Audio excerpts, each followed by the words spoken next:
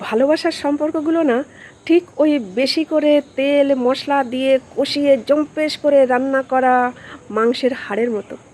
মানে কিছুতেই যেন মুখ থেকে স্বাদ টাঁদ যেতে চায় না। মাংস খাওয়া হয়ে গেছে, তারপরেও হাড় নিয়ে বসে সেই কতক্ষণ ধরে চিবোনো চোষা, চিবোতে চিবোতে মোট কথা হাড়টাকে তুষ তুষ করে গিলে খাওয়ার আপ্রাণ চেষ্টা। যেন সেই মশলার যে একটা অদ্ভুত স্বাদ, কারণ অনেকক্ষণ ধরে কষিয়ে কষিয়ে তাকে রান্না করা হয়েছে, আর সম্পূর্ণ মশলার স্বাদটা ওই হাড়ের মধ্যে আছে। মাংস খাওয়া হয়ে গেছে, তাতে কি হয়েছে, হাড় রয়েছে। যতক্ষণ সেই হাড়টা চেবানো যাচ্ছে ততক্ষণ মনে শান্তি যে সেই কি স্বাদ, যদি আরেকটুর মধ্যে থেকে মানে আপ্রাণ চেষ্টা করা হয় যেন হাড়টাকে চিবিয়ে তুষ করে ফেলে দিই, যাতে আরেকটু মশলার স্বাদটা আরেকটু জিহ্বায় লেগে যায়। ভালোবাসার সম্পর্কটাও ঠিক তেমন। ভালোবেসে বিয়ে করা হোক বা ভালোবেসে একসঙ্গে থাকা হোক বা ভালোবাসার শুধু ভালোবাসার সম্পর্কটা হোক, যখন সম্পর্কটা ভেঙে যায় তখন বারবার মনে হয় যে কি করে সম্পর্কটা জোড়া লাগাবো, দেখি আরেকটু অনুরোধ করি, আরেকটু বোঝাই, আরেকটু কান্নাকাটি করি, আরেকটু অতীত মনে করে দিই, যদি না সম্পর্কটা বেঁচে যায়।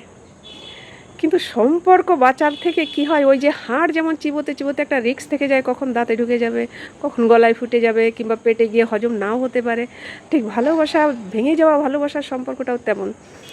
ওই যে বারবার বোঝানোর চেষ্টা, ফিরে ফিরে গিয়ে অতীত মনে করানোর চেষ্টা, একসাথে থাকার যে আপ্রাণ একটা চেষ্টা, ওতে করে কি হয়, সামাজিক, মানসিক, অর্থনৈতিক, শারীরিক, মোট কথা সব দিক দিয়ে ক্ষতি হতে তালে থাকে। তারপরেও মন চায় যে যদি না সম্পর্কটা টিকে যায়।